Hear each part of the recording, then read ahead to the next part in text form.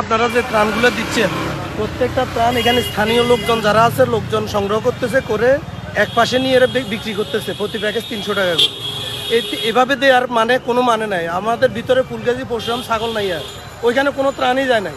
পরশুরামে আপনি খবর নিয়ে দেখেন শুধু সেনাবাহিনী গতকালকে হেলিকপ্টার দিয়ে কিছু ত্রাণ পাঠাইছে, এর বাইরে কোনো ত্রাণই যাচ্ছে না, ইভেন খাওয়ার কোনো পানিই পাচ্ছে না এরা।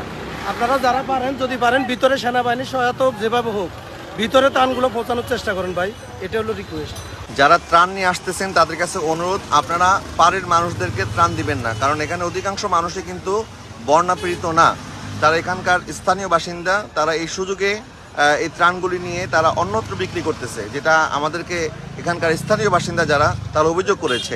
সুতরাং আপনারা চেষ্টা করবেন একটু ভিতরে গিয়ে প্রকৃতপক্ষে যারা বন্যায় আটকে পড়ে আছে এবং যারা ক্ষুধার্ত তাদের কাছে আপনাদের এই কষ্টের ত্রাণগুলি আপনারা পৌঁছে দেওয়ার চেষ্টা করবেন।